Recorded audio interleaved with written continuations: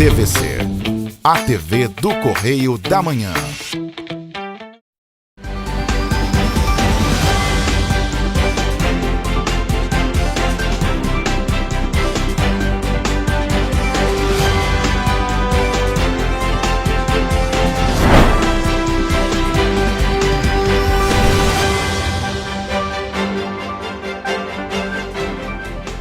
Olá, começamos mais um Correio Petropolitano na TV. Hoje é sábado, 12 de agosto, e você vai ver a seguir. Defesa Civil de Petrópolis encaminha link hackeado aos petropolitanos. Petrópolis deixa de receber mais de 20 milhões de reais mensais após decisão da Justiça. Governo Bom Tempo recorre da decisão que suspendeu o aumento da passagem. Parlamentar protocola decreto para extinguir o Comutran. Moradores defendem criação de parque natural no Caetité. Artista de rua pede ajuda da população petropolitana após ser furtado. Agora, no Correio Petropolitano na TV.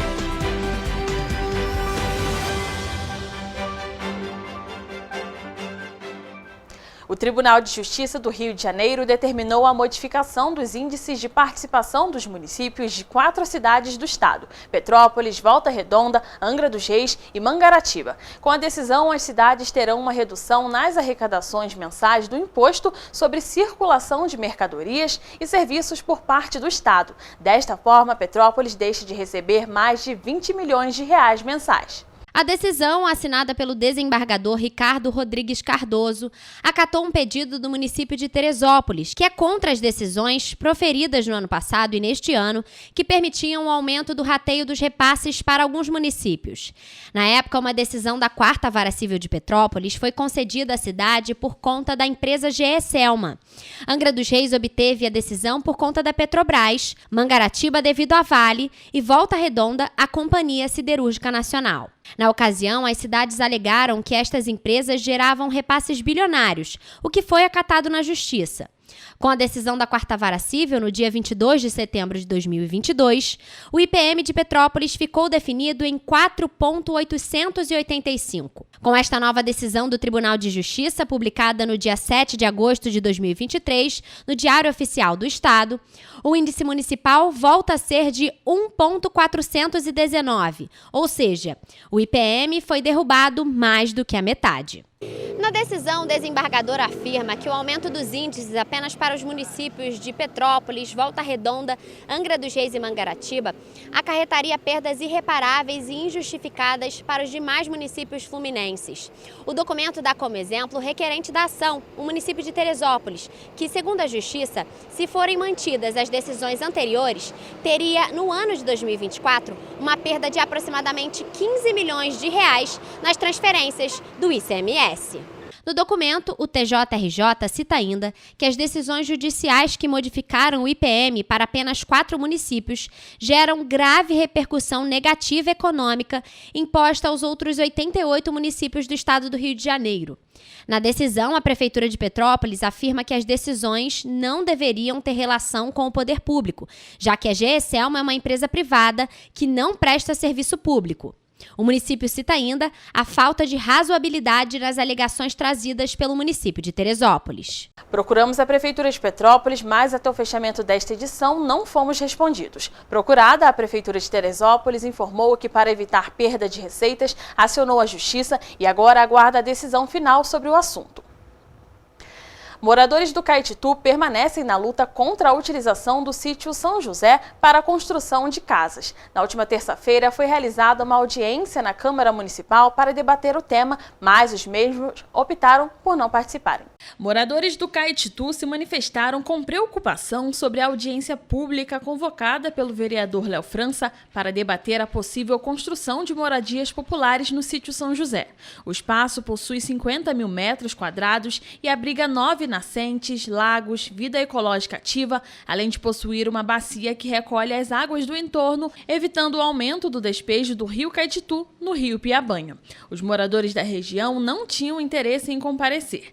Eles apontam que estão há muito tempo tentando mostrar ao poder público a impossibilidade de se criar um conjunto habitacional na área. Nós não somos contra as moradias populares, nós somos totalmente contra a construção de moradias para qualquer um, principalmente para as pessoas que já perderam suas casas, sua família em desastres, em lugares que vão ter consequências graves, porque o sítio São José do Caititu é um charco muito mais profundo, muito maior e muito mais aguado do que o que foi construído no Vicente Rivetti, que já está dando tanto problemas para as famílias. Durante a audiência, um homem representou a região do Caititu, mas, segundo os moradores, o local não conta com uma associação independente. Nós não temos associação aqui no Caititu, nós somos juntos com a Associação de Moradores de Correias, portanto, a fala dessa pessoa não representa os moradores do Caititu. Parece estranho existir um lugar onde não tenha nem água nem luz e por isso as pessoas precisam que as casinhas venham para cá.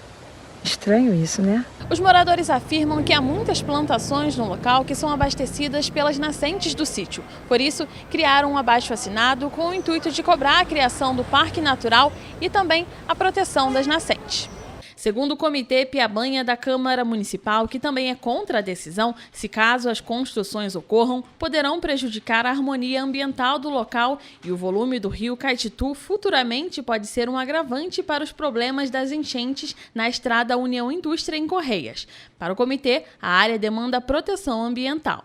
O vereador Otávio Sampaio protocolou na Câmara Municipal, na quarta-feira, um decreto legislativo para extinguir o Comutran. De acordo com o parlamentar, a pauta deve entrar em votação na próxima semana. O incêndio na garagem da Petroíta em Cascatinha completou 3 meses na última quarta-feira. E a investigação sobre a possível causa do ocorrido ainda não foi identificada. No mesmo dia, em meio à crise do transporte em Petrópolis e a discussão sobre a tarifa na cidade, o vereador Otávio Sampaio protocolou um decreto legislativo que interrompe os efeitos do decreto que criou o Conselho Municipal de Trânsito e Transportes, o Comutran. Então, cabe ali o decreto legislativo, que é a ferramenta adequada e que eu utilizei para extingui-lo. Isso tem que passar pela Câmara de Vereadores e eu pretendo contar ali com o apoio dos colegas e também da população. A expectativa do vereador é que o decreto entre em votação na próxima terça-feira. Além da suspensão, o parlamentar ressaltou que o Comutran deve ser instituído por lei. Um projeto de lei do vereador Ingo Rames, que já tramita na Câmara, aborda a criação do Comutran. O PL determina a criação do Comutran e determina o quantitativo de vagas dos membros e representantes, mas o projeto ainda pode receber emendas parlamentares. Otávio Sampaio também critica a atual forma como o Conselho é organizado. Hoje a gente tem 2/3 do Comutran aparelhado pelo governo ou por empresas de ônibus. E a sociedade civil nunca consegue, de fato, participar, nem opinar, nem decidir nada. No dia 4 de agosto, o juiz da 4ª Vara Civil de Petrópolis suspendeu o reajuste aprovado pelo Comutran e sancionado pelo prefeito Rubens Bontempo até o dia 10 de setembro. Durante o período de suspensão, o Conselho deve analisar as planilhas da CPTrans e Cetranspetro para apresentar uma nova decisão sobre o aumento da tarifa. Após a 4ª Vara Civil de Petrópolis determinar a suspensão do aumento da passagem de ônibus, o prefeito Rubens Bontempo recorreu da decisão, que atendeu a uma ação popular. No processo também é questionada a legitimidade dos membros do Comutran. Após o valor de R$ 4,95 ter sido mantido na tarifa de ônibus em Petrópolis, parece que o governo municipal não gostou nada da situação. O prefeito Rubens Bontempo recorreu da decisão, que atendeu a uma ação popular que conseguiu baixar o valor da passagem de ônibus. Nas ruas, é claro, os passageiros se revoltaram ao saberem que a tarifa pode voltar a custar R$ 5,30. O aumento só me prejudica. Eu moro longe e dependo de pegar esse ônibus e às vezes tem que pagar no dinheiro e aí acabo gastando 2 passagens. Ou até mesmo andar 5 minutos de ônibus e pagar R$ 5,30, que é um absurdo, entendeu? Tá puxado no bolso. Sim, Eu acho um absurdo, assim, por mais que eu não tenho muito o que reclamar dos horários, mas a condição dos ônibus é bem precária. A gente anda 10, 15 minutos e outro que mora em Itaipava, lá para baixo mesmo, preço, deveria ter alguma diferença aí. Nem condiz assim a realidade da passagem, porque os ônibus não têm conforto. Ônibus desalinhado, né, que tu vê o ônibus de frente e tu consegue ver a roda traseira dele do lado. No mesmo documento é relatado que o desembargador do plantão judiciário ressaltou que não compete ao juízo do plantão noturno do Tribunal de Justiça do Rio de Janeiro a apreciação do presente pedido de suspensão de liminar proferido no âmbito da ação popular em questão e encaminhou à presidência do TJRJ. Enquanto isso, o povo permanece enfrentando os problemas diários com o transporte público. Em nota, os autores da ação informaram que estão acompanhando o recurso e reitearam confiança na Justiça, que já reconheceu o erro apontado na ação relacionado ao mandato dos conselheiros do Comutran. Na última terça-feira, o boletim meteorológico da Defesa Civil de Petrópolis causou espanto na população petropolitana. O link enviado pelo órgão encaminhava os usuários para um site hackeado. O que deveria ser uma forma de informação se tornou uma preocupação para os petropolitanos. Nesta terça-feira, a Defesa Civil de Petrópolis emitiu um alerta às 10 horas da manhã, informando a previsão de rajadas de vento de intensidade moderada a forte para a cidade. Mas o que chamou a atenção foi o link disponibilizado pelo órgão. Ao acessar, diversos petropolitanos foram encaminhados para um link hackeado. Em uma das mensagens, informava que o aparelho estava sendo monitorado. Esta não é a primeira vez que a Prefeitura apresenta problemas com links e segurança virtual. Em maio deste ano, o site da Prefeitura também apresentou irregularidades. Outro problema virtual enfrentado pela Prefeitura e pela atual gestão foi em dezembro do ano passado, quando um hacker invadiu os servidores da CPTrans, ESUS e das Secretarias de Educação e Saúde. Na ocasião, ele chegou a enviar um e-mail para a imprensa e para a população desejando Feliz Natal. O erro foi identificado 3 horas e meia após a divulgação do link hackeado. Outro fator que chamou a atenção foi que o link não foi excluído pelo órgão nas redes sociais. Foi publicada apenas uma errata com um novo acesso que direcionava para o boletim informativo da Defesa Civil. Nos últimos dias, circulou pelas redes sociais o post do artista de rua Felipe Vieira, no qual ele denunciou ter o equipamento de trabalho furtado no centro de Petrópolis. Agora, o artista, conhecido por interpretar o anjo, pede ajuda para superar esse problema e recuperar as ferramentas essenciais para trabalhar. Por anos, o artista de rua Felipe Vieira tem atraído pessoas no centro de Petrópolis, com elementos visuais, decorações em calçadas, pinturas corporais extravagantes e mensagens inspiradoras e poderosas. No entanto, o recente furto às ferramentas de trabalho do artista independente chocaram os internautas. Como de costume, no final do expediente, eu guardo minhas coisas na altura do Shopping Santo Antônio para poder fazer um lanche, mas quando eu retornei, infelizmente, alguém tinha levado minhas coisas. Funcionários da Companhia de Desenvolvimento de Petrópolis, a CONDEP, encontraram o equipamento usado por Felipe na última semana. O que ninguém esperava é que ele estaria completamente danificado. Desde então, por meio do trabalho feito nas ruas, ele tem pedido ajuda da população para reconstruir o trabalho que já faz parte do cenário cultural petropolitano. É um misto de tristeza, a gente fica triste. No começo a gente bate raiva, bate tristeza, mas eu fiquei muito feliz e não tão surpreso, porque eu já conhecia como que o petropolitano é, como que ele é acolhedor, essa parte solidária que o petropolitano tem de ajudar. Felipe trabalha há 22 anos como artista de rua. O Anjo, que é um de seus principais personagens, ele faz há 20. Por boa parte da carreira, ele atuou no estado do Espírito Santo, em diferentes cidades. E há 7 anos ele está aqui, todos os dias, alegrando os petropolitanos. Enquanto Felipe aguarda para renovar os equipamentos que ele usava para interpretar o anjo, o artista está aproveitando o tempo para planejar novas ideias e criações e compartilhando outros personagens com todos. Agora é continuar nessa luta, continuar com o trabalho. Aos poucos, a gente não pode desanimar, tem que continuar sempre na luta. Eu tenho recebido muitas mensagens de otimismo para poder estar continuando e pode ter certeza que o mais rápido possível nós está retornando aqui para frente dos Correios, para a alegria do Petropolitano. Para acompanhar todo o trabalho de reconstrução do personagem de Felipe, basta acessar o Instagram @FelipeVix. E você vai ver depois do intervalo. Câmara dos Vereadores realiza audiência pública para discutir construção de moradias populares em Petrópolis. Sessão de homenagem à Abrajet destaca o papel do jornalismo de turismo no Brasil. Moradores do Morro da Oficina se mostram insatisfeitos com ofertas de indenização. Prefeitura e Polícia Militar recolhem material em operações para coibir o uso de linha chilena em 4 bairros de Teresópolis. Dados da Sala de Trauma Santa Teresa apontam alta de 15% nos atendimentos no mês de julho. Lei Maria da Penha completa 17 anos, sendo a mais importante na defesa das mulheres.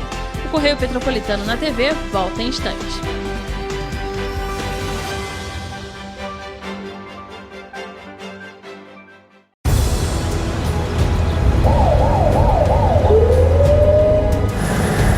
O governo do estado do Rio já investiu mais de 8 bilhões na saúde.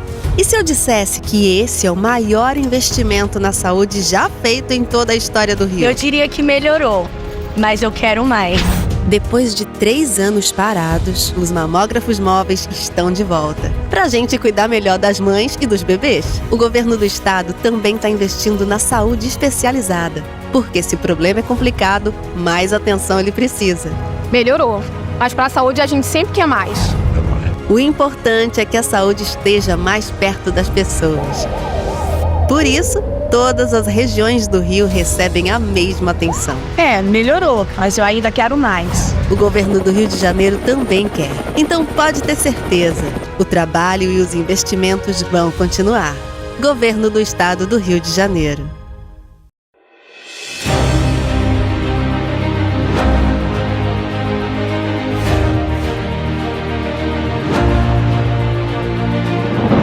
Não é jornalismo de direita, é jornalismo direito. Correio Petropolitano.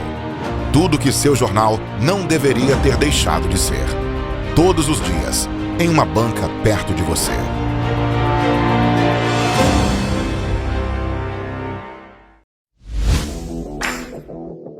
Para ter mais qualidade de vida, conte com a maior rede de academias de Petrópolis. Aqui na Corper, com uma mensalidade, você utiliza todas as unidades: Centro, Bingen, Itamaraty e Itaipava. Com planos a partir de R$ 84,00, a academia oferece ambientes modernos para você cuidar da sua saúde com segurança.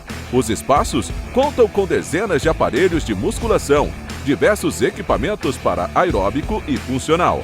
Além, é claro, de profissionais qualificados e uma extensa grade de aulas coletivas, que inclui dança, bike, jump, walk fit, step fit, entre outras.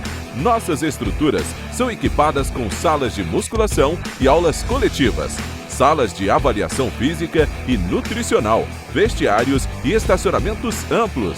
Venha nos fazer uma visita e surpreenda-se! Rio de Janeiro, atração o ano inteiro. Tem descanso, tem folia, noite e dia, alegria, sol e praia, diversão. No prato ou copo, a festa, o bar, museu ou bloco. Show, cultura, história, gravado na memória e no seu coração. Rio de Janeiro, vem se apaixonar.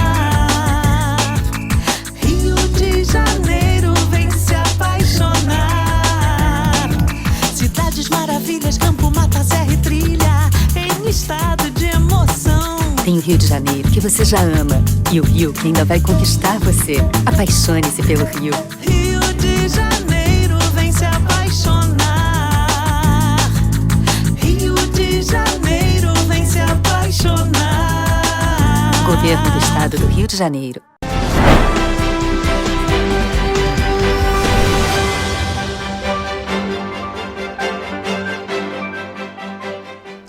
Uma sessão especial no Senado Federal na última segunda-feira comemorou os 65 anos da Associação Brasileira de Jornalistas de Turismo. Entre os presentes estiveram o presidente da associação, Evandro Novak, e o ex-presidente Cláudio Magnavita, que também é diretor de redação do Correio da Manhã. A cerimônia foi conduzida pelo senador Eduardo Gomes e destacou a força do setor para a economia nacional e a relevância de viagens de turistas de países vizinhos ao Brasil.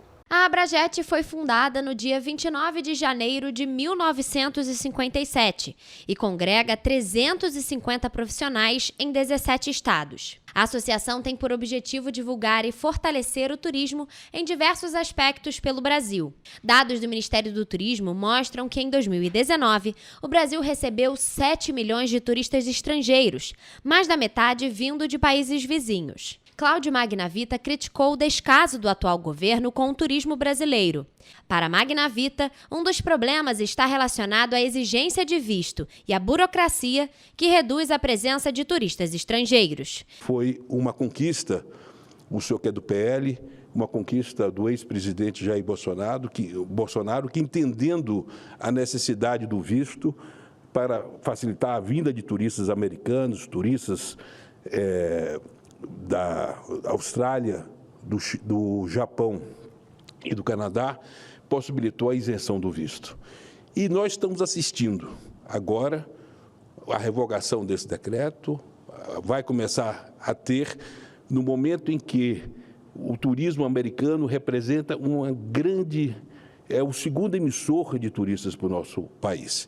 E eles agora vão entrar na burocracia, ou burocracia do Itamaraty, e para poder saciar a necessidade da coleta da taxa do pagamento do visto. O setor do turismo gera 7 milhões de empregos e detém 8,1% do Produto Interno Bruto Nacional, com mais de 8 milhões de metros quadrados e diversas belezas naturais como praias e florestas. O Brasil tem um potencial muito maior do que a participação atual do turismo na economia. Magnavita comentou ainda sobre o alto custo das passagens aéreas como um fator que desestimula o turismo. Para o jornalista, outro sinal desse descaso foi a troca da deputada Daniela Carneiro por Celso Sabino no Ministério do Turismo. Nós não podemos falar em turismo sério no momento que você tem uma composição política, que se retira uma deputada como Daniela Carneiro, que fez um trabalho belíssimo nesses 6 meses, e nós assistimos o Celso Sabino tomar posse e não citar a sua antecessora, uma mulher.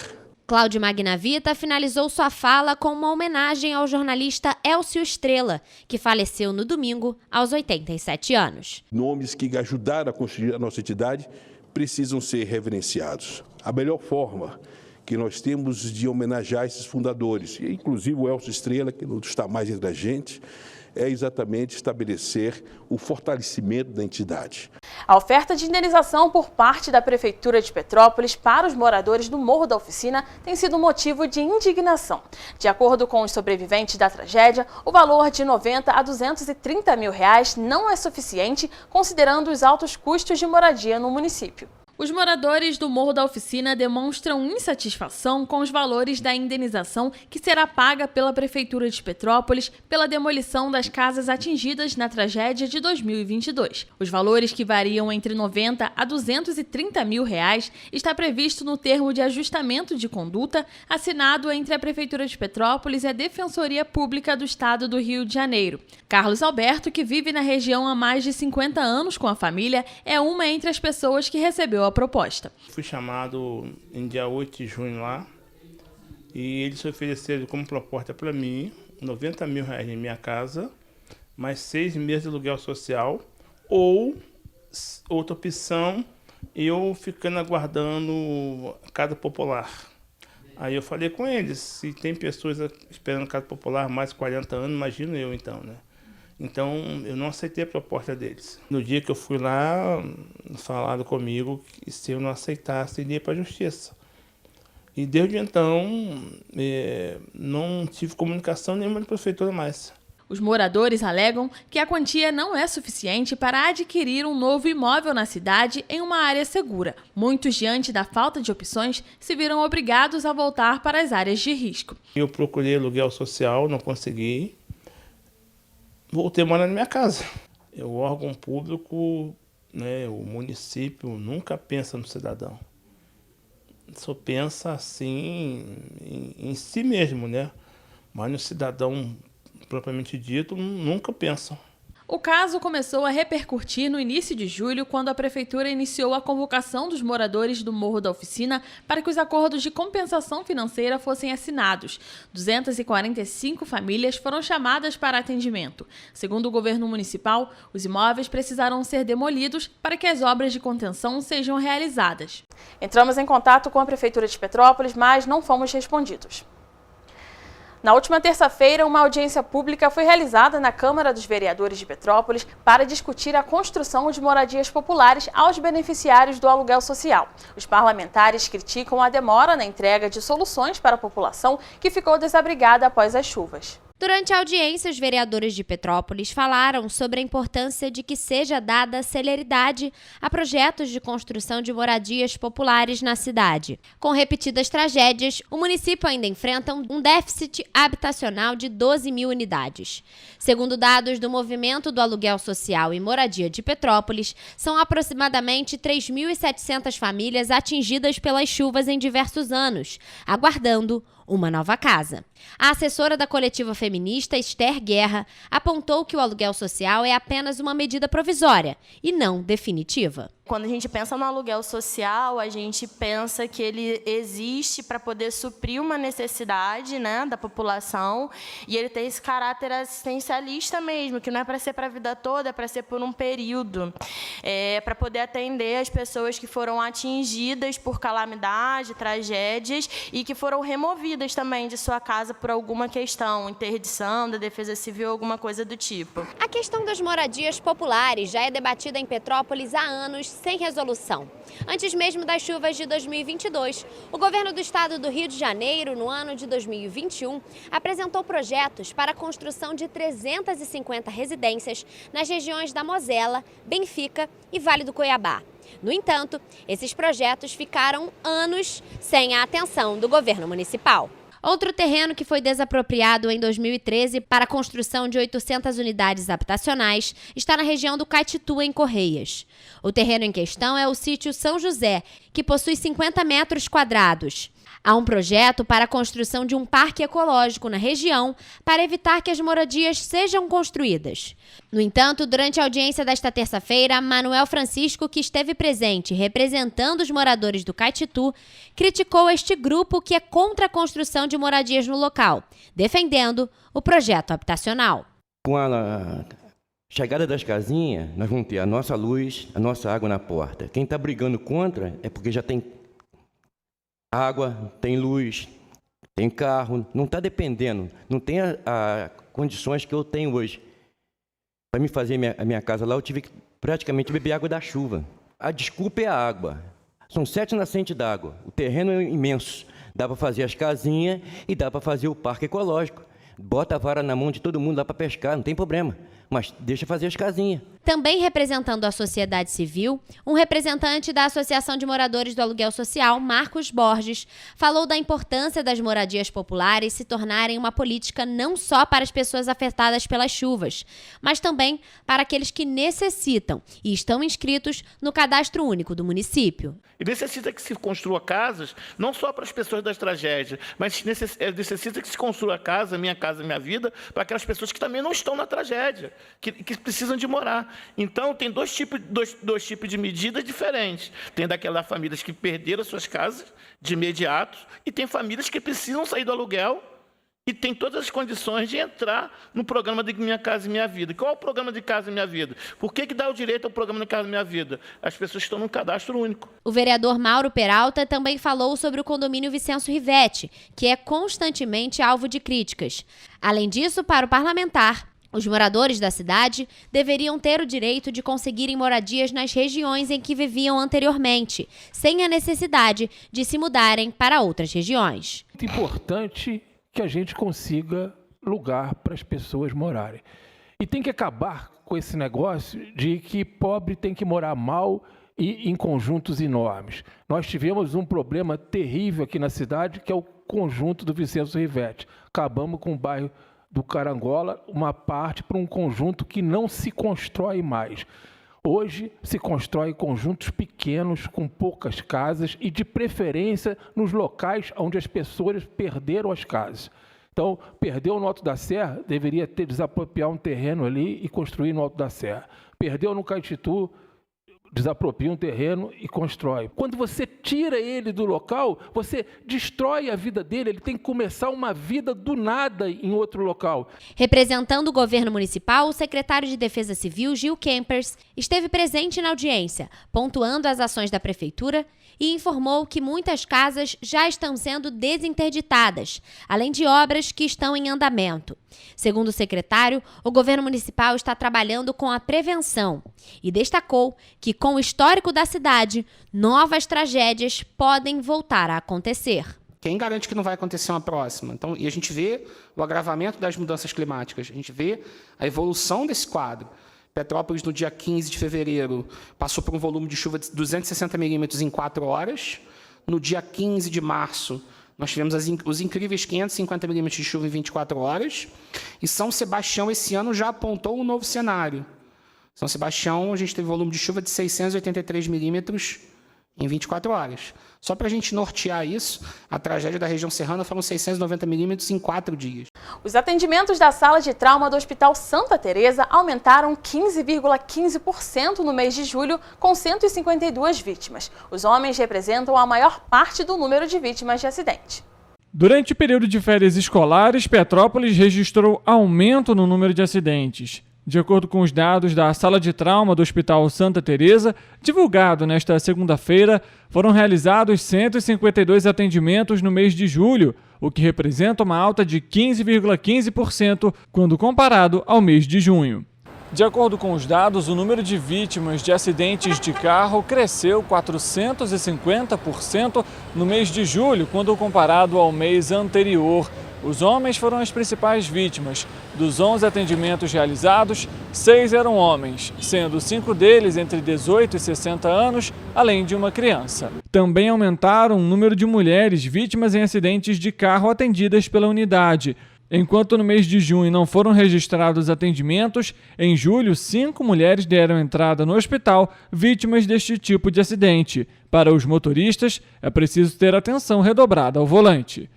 Porque ninguém respeita a faixa de sinal. São poucos motoristas que esperam. Eu dirijo, eu respeito, mas eu vejo em Minas, você caminha para a faixa, o carro já para, aqui não para não. José é taxista há 40 anos e relata que é preciso ter atenção nos cruzamentos existentes na cidade para evitar acidentes. Tem que ter muita atenção.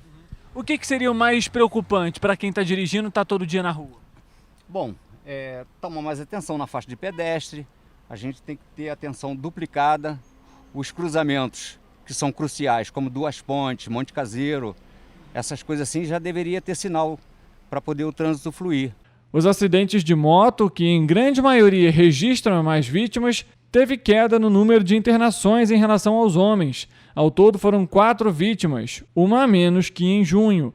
No entanto, houve um aumento quando comparado os atendimentos às mulheres. Foram 3 em julho, 2 a mais quando comparado ao mês anterior. Os dados ainda apontam uma diminuição de 30,7% no número de atendimentos por queda. A Lei Maria da Penha completou 17 anos no dia 7 de agosto e, ao longo dos anos, tem contribuído para muitas mulheres romperem com o ciclo de violência doméstica e familiar. A lei é considerada um marco na defesa dos direitos humanos das mulheres no Brasil. Em 2022, mais de 18 milhões de mulheres sofreram alguma forma de violência no Brasil.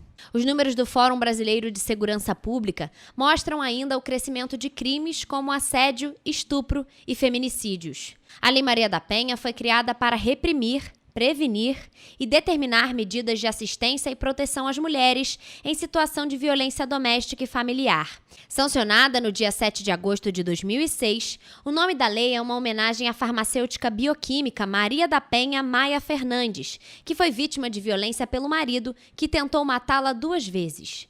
Desde então, ela passou a lutar para impedir, punir e erradicar toda e qualquer forma de violência de gênero. A Lei Maria da Penha, que foi editada, publicada em 2006, ela foi realmente um marco para a proteção das mulheres, né? Até o ano de 2006, as penas para os agressores elas eram muito brandas, né? Não tinha essa questão específica, né, da violência de gênero. Então, entravam nos crimes comuns, digamos assim, né, de homicídio ou de lesão corporal, e não tinha esse olhar atento da questão do gênero. Entre janeiro e julho deste ano, 886 mulheres já sofreram algum tipo de violência na cidade de Petrópolis. Os dados são do Ministério dos Direitos Humanos e da Cidadania. Já no estado do Rio de Janeiro, até o dia 2 de julho, que é até quando os dados já foram computados, 47.266 mulheres já sofreram algum tipo de violência, seja ela física, psicológica, sexual, patrimonial ou moral. Em abril deste ano, a Lei Maria da Penha passou por mudanças importantes. Foi acrescentada, por exemplo, a possibilidade da concessão de medidas protetivas de urgência a partir do depoimento da vítima, devendo ser aplicada em todas as formas de violência doméstica e familiar contra a mulher. Essas medidas são concedidas independentemente do crime, de ação na justiça e de inquérito policial ou do registro de boletim de ocorrência, e vão continuar enquanto houver risco à integridade da mulher. Trouxe essa aplicação quase que automática da medida protetiva, né? Porque antes a medida protetiva só era concedida se estivesse vinculada ao registro de um boletim de ocorrência ou já uma ação criminal ou até um processo civil, né? E agora não, basta o relato dessa vítima para ser concedida a medida protetiva. Além disso, a causa ou a motivação dos atos de violência e a condição do agressor ou da ofendida não excluem a aplicação rápida da lei. Outro detalhe importante, a Lei Maria da Penha não distingue orientação sexual nem identidade de gênero das vítimas mulheres. O fato de a ofendida ser transexual feminina não afasta a proteção legal. Agora, com essa legislação, ficou mais fácil o acesso, né, mais rápido. Então, assim, buscar os seus direitos através de conhecer a Lei Maria da Penha, né? Aproveitar esse mês, vai ter esse mês de conscientização, várias entidades, né, fazem campanhas sobre o Agosto Lilás, então é muito importante a gente ter, né, a consciência dos nossos direitos. E se você está sendo vítima de alguma violência, buscar um suporte. A Prefeitura de Teresópolis e o 30º Batalhão de Polícia Militar iniciaram no último fim de semana ações de fiscalização em espaços públicos nos bairros Hermitage, Meudon, São Pedro e Fátima. O objetivo é combater o uso de linha chilena para soltar pipas. Ao todo, 8 pessoas foram flagradas soltando pipa com linha chilena e tiveram material apreendido. A operação será realizada de forma contínua nos finais de semana, período em que crianças, jovens e adultos aproveitam para brincar de soltar pipas em praças e em outros espaços públicos. De acordo com a Prefeitura de Teresópolis, o município seguirá com a ação, percorrendo praças e outros espaços públicos para combater o uso de cerol e de linha chilena. Vale destacar que o uso de cerol nas linhas de pipas apresenta um perigo para motociclistas, ciclistas e pedestres que estejam passando próximo, podendo resultar em morte. No estado do Rio de Janeiro, a comercialização, o uso, o porte e a posse da substância constituída de vidro moído e cola, o cerol, além da linha chilena, e de qualquer produto utilizado na prática de soltar pipas que possuam elementos cortantes, são proibidos por lei. E você vai ver depois do intervalo. Nova Friburgo anuncia contingenciamento de 27,17% em gastos municipais. O Procon Estadual do Rio de Janeiro fiscaliza 250 estabelecimentos em operação especial para o Dia dos Pais. Incêndio na garagem da Petroita e Cascatinha completa 3 meses ainda sem respostas. Prefeitura de Três Rios realiza grupos de convivência e fortalecimento de vínculos nos CRAs. O governador Cláudio Castro anuncia investimento de 2,5 milhões para construir a Delegacia Especial de Atendimento à Mulher em Campo Grande. Banco de Sangue Santa Teresa realiza campanha de Dia dos Pais. O Correio Petropolitano na TV volta já.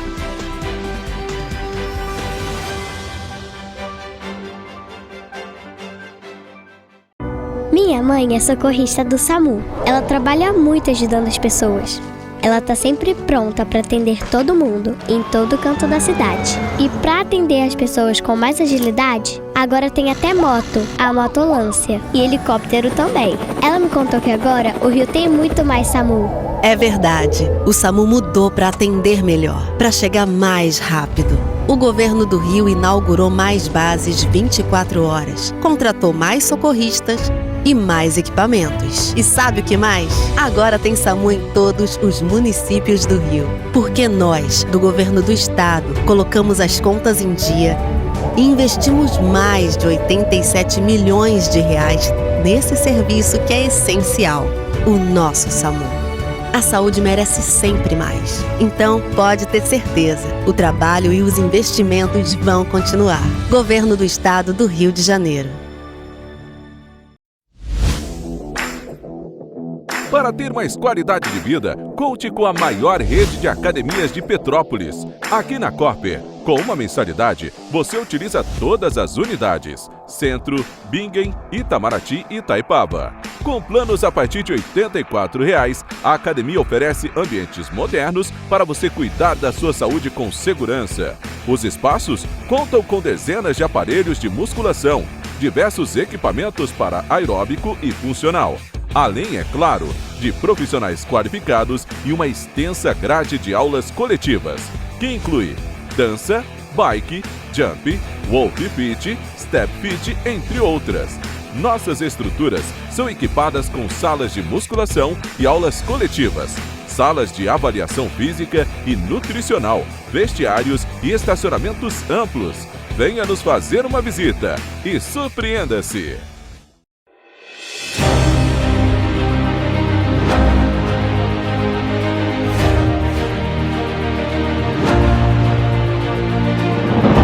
Não é jornalismo de direita, é jornalismo direito. Correio Petropolitano. Tudo que seu jornal não deveria ter deixado de ser. Todos os dias, em uma banca perto de você.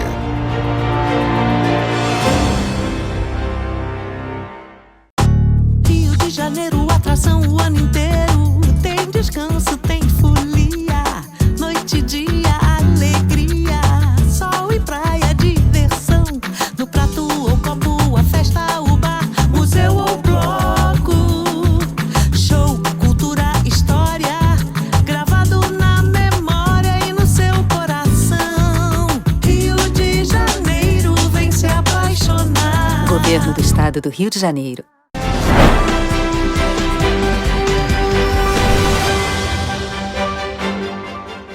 A Fiscalização Especial do PROCON Estadual do Rio de Janeiro inspecionou cerca de 250 lojas e restaurantes das zonas Norte, Sul e Oeste do Rio, além da Baixada Fluminense. A operação em estabelecimentos físicos, virtuais e restaurantes visava garantir que os direitos dos consumidores fossem preservados neste período de crescimento de vendas devido ao Dia dos Pais. Para este Dia dos Pais, os estabelecimentos gastronômicos do estado do Rio de Janeiro estão sob um olhar atento da fiscalização do PROCON, que busca assegurar que os consumidores desfrutem de uma experiência segura e satisfatória para celebrar a data. Cerca de 250 lojas e restaurantes das zonas Norte, Sul e Oeste do Rio, além da Baixada Fluminense, foram inspecionadas pelo órgão, com o intuito de evitar eventuais abusos e garantir o cumprimento dos direitos dos consumidores.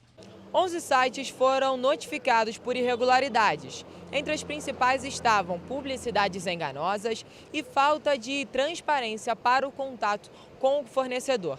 Já no caso dos ambientes físicos, as principais irregularidades estavam ligadas à falta de preços e também à falta de cartazes obrigatórios. Só um estabelecimento foi multado por apresentar problemas estruturais e também alimentos vencidos. Essas ações foram preventivas, dando a oportunidade do fornecedor se adequar, para que a relação de consumo esteja dentro das normas consumeristas nessa importante data para o comércio, para que todos tenham um bom Dia dos Pais. De acordo com a pesquisa realizada pelo Clube dos Diretores Lojistas e pelo Sindicato dos Lojistas do Estado do Rio de Janeiro, o Dia dos Pais é uma das datas mais importantes do segundo semestre e é esperado um crescimento de 4% nas vendas em relação ao mesmo período do ano passado. Orientamos os consumidores que comprarão presentes com dicas a respeito de pesquisa de preço, troca, garantia, prazo para conserto, cuidados nas compras virtuais, entre outras orientações importantes que estão disponíveis em nossas redes sociais oficiais. O consumidor que desejar fazer denúncias ou reclamações pode acessar os canais de atendimento da autarquia através do site oficial procon.rj.gov.br.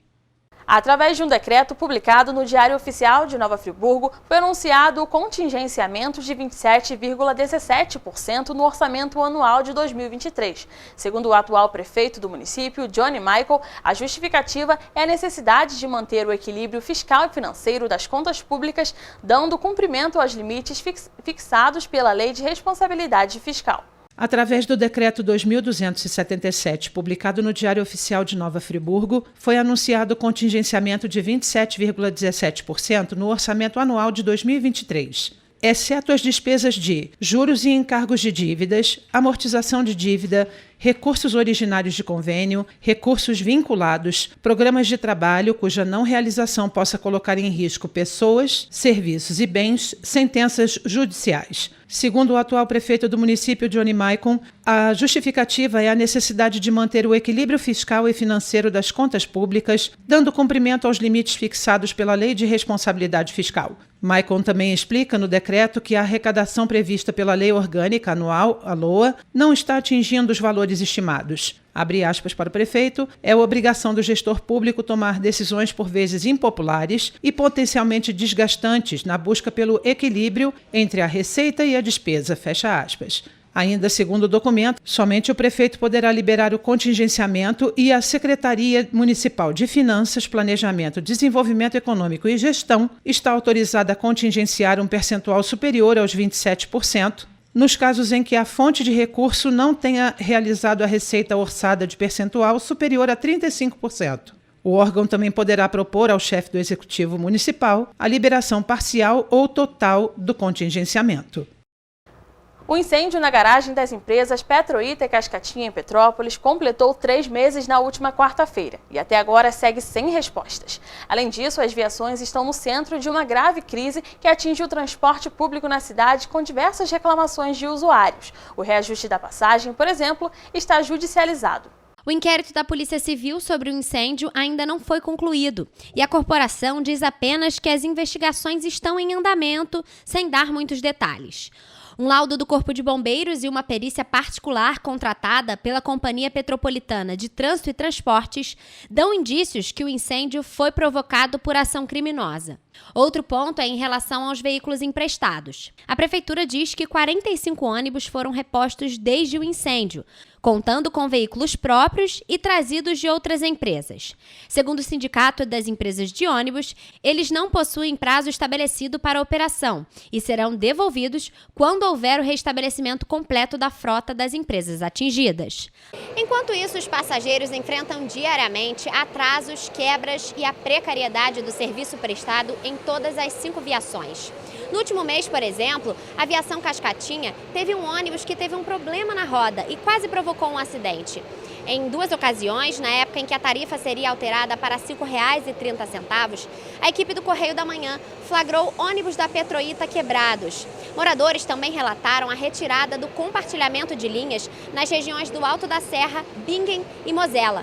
Nessas 2 últimas regiões, inclusive, a aviação que atende é a Cidade Real, que não foi atingida pelo incêndio.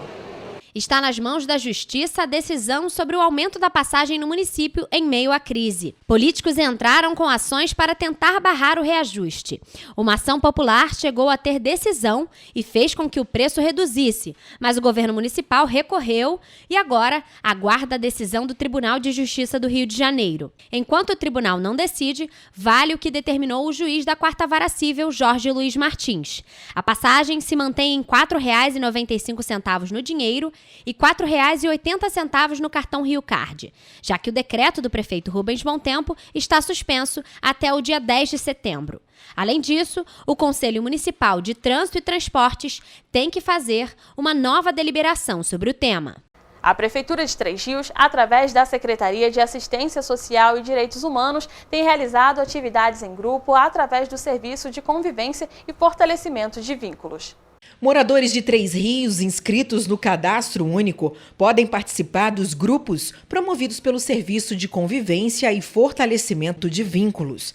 As atividades acontecem nos Centros de Referência da Assistência Social, o CRAS, com rodas de conversa e dinâmicas com assistente social, psicólogo e profissionais de outras áreas. Para participar dos grupos, é necessário procurar o CRAS de referência, de segunda a sexta-feira, de 8 da manhã às 5 horas da tarde. No Dia dos Pais, uma campanha inspiradora está em destaque no Banco de Sangue Santa Teresa, em Petrópolis. O projeto une sentimentos de amor e solidariedade e incentiva a doação de sangue. Atualmente, os estoques do Banco de Sangue se encontram abaixo da média necessária para manter as atividades. Neste Dia dos Pais, familiares podem honrar os pais de uma maneira significativa, doando sangue no Banco de Sangue Santa Teresa, para ajudar aqueles que precisam de transfusões. A campanha da unidade destaca não apenas a necessidade constante de doadores, mas também como esse gesto pode ser um ato de amor e cuidado. Uma importância que vai aumentar o número de novos doadores ou de doadores que já são doadores, e a gente vai conseguir atender os nossos pacientes de nossa cidade, porque a gente está, no momento, com estoque baixo e a gente está com um número bem grande de pacientes em atendimento, né? E a gente fica até com medo de não conseguir atendê-los devido à falta, né, que pode ocorrer se as pessoas não vierem. Quem for à unidade durante a campanha vai ganhar um brinde de um porta-retrato e uma foto com o pai.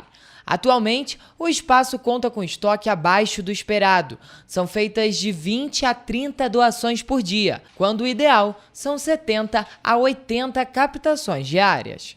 Há aproximadamente 3 anos, o Banco de Sangue Santa Teresa atua aqui na região do Bingen. E por aqui são realizadas diversas doações. Nessa área aqui, por exemplo, é feita a doação de plaquetas. Essa máquina ela é responsável por fazer a captação, não é isso, Eliane? É isso mesmo, né? Os doadores, eles vêm, doam sangue, aí é avaliado a veia, né, se a veia for bem calibrosa, as meninas da coleta anotam o nome, né, deixa já avisado que eu vou entrar em contato. Depois de 30 dias de doação de sangue, o doador está apto a fazer a doação de plaquetas. Nessa máquina aqui é o mesmo acesso da doação normal, é retirado somente as plaquetas. As plaquetas é retirado, o sangue retorna para o doador num processo de mais ou menos 1 hora. É colocado um kit descartável, né? Porque às vezes as pessoas têm medo, mas o sangue não entra em contato com a máquina, não. É super tranquilo. O doador que doa a plaqueta, ele pode doar as plaquetas a cada 21 dias, tá? E é super seguro para o doador e a gente já tem um paciente esperando. O garçom Josimar Silva doa sangue há aproximadamente 3 anos e começou com o gesto após o incentivo de familiares. Foi com meu sogro, ele era doador já há muitos anos e por intermédio dele eu passei a doar. A gente está salvando vidas, é muito importante a gente poder ajudar o próximo. Um dia eu posso precisar e não dói nada. Todos os dias, as equipes do Banco de Sangue Santa Teresa aguardam pelos petropolitanos para que eles conheçam o espaço, entendam que o processo de doação é rápido, mas pode fazer a diferença na vida de muita gente, não é isso? É isso mesmo, a doação é rápida, é segura. Com 5 minutinhos enche uma bolsinha de sangue e você salva vidas, né? As pessoas acham que, vou doar uma vez, vou ter que doar sempre. Não, você volta a doar porque você se sente bem em saber que está salvando com uma uma doação até 4 pessoas. O governador Cláudio Castro anunciou um investimento de R$2,5 milhões para reconstruir a Delegacia Especial de Atendimento à Mulher em Campo Grande. A obra permitirá a ampliação do acolhimento às mulheres na região da Zona Oeste do Rio de Janeiro. Atualmente, o estado tem 14 unidades em funcionamento. No dia em que a Lei Maria da Penha completou 17 anos, o governador do estado do Rio de Janeiro, Cláudio Castro, deu a ordem para o início das obras da nova Delegacia Especial de Atendimento à Mulher em Campo Grande, na Zona Oeste do Rio de Janeiro. A iniciativa é aguardada pelas moradoras da região há 8 anos, já que a unidade da Polícia Civil realiza ações de prevenção, proteção e investigação dos crimes de violência doméstica e violência sexual contra mulheres. Atualmente, a DEAN de Campo Grande funciona provisoriamente em Guaratiba, em uma área de difícil acesso. Com a obra, que prevê investimentos de R$2,5 milhões, a Delegacia Especial voltará ao seu local original, atendendo a uma demanda antiga das mulheres da região. O dia de hoje é de celebrar um equipamento que eu não tenho dúvida que dará agilidade às denúncias que as mulheres fizerem, às investigações, para que a gente possa ser mais efetivo ainda, não só na punição, mas eu queria deixar isso claro aqui, sobretudo na prevenção. Acho que a prevenção deve ser a nossa palavra de ordem. Nós não queremos que o mal aconteça para que depois a gente vá cuidar da mulher. A autorização para a obra estadual faz parte das ações do governo do estado para a campanha do Agosto Lilás. O mês é dedicado à conscientização pelo fim da violência contra a mulher. A campanha é em referência à Lei Maria da Penha, que nesta segunda-feira, dia 7 de agosto, completou 17 anos. A Delegacia de Atendimento à Mulher de Campo Grande será construída em pavimento único, com escada e rampa, atendendo às normas de acessibilidade. O acesso comum vai conduzir a uma recepção também adaptada para pessoas com deficiência. No novo prédio, ainda está previsto um salão que será usado como cartório e uma ala de depoimento para suporte e escuta especial. No acesso de ocorrências, ficarão as salas de custódia masculina e feminina. E para facilitar o acesso das mães que vão à delegacia, acompanhadas de seus filhos, as dependências do atendimento social contarão com brinquedoteca. Presente no evento, a secretária de Estado da Mulher, Heloísa Aguiar, externou a satisfação com a iniciativa. A gente tem muito trabalho, mas todo dia a gente acorda acreditando que as mulheres do Rio de Janeiro, do Estado do Rio de Janeiro, terão uma vida mais segura, uma vida com mais autonomia financeira, uma vida mais inclusiva. O novo prédio terá aproximadamente 357 metros quadrados de área construída e serão reservadas às mulheres pelo menos 5% das vagas dos postos de trabalhos operacionais na construção da nova delegacia. Hoje existem 14 delegacias especializadas de atendimento à mulher no estado do Rio de Janeiro, sendo 3 na capital, 4 na Baixada Fluminense, Niterói, São Gonçalo e 5 no interior do estado. Para ficar ainda mais informado, basta acessar o nosso site tvc16.com ou o Facebook TV Correio da Manhã, o Instagram Correio Petropolitano e o nosso YouTube TV Correio da Manhã. Além disso, você pode mandar também denúncias e sugestões de reportagens para o e-mail tvccorreiodamanhã@gmail.com ou para o WhatsApp DDD 24 998 398384. Segunda, a gente está de volta com muita informação e as principais notícias de Petrópolis, Nova Friburgo, Partido Alferes, Três Rios, Teresópolis e Paraíba do Sul, que só o Correio Petropolitano na TV traz para você. Bom fim de semana!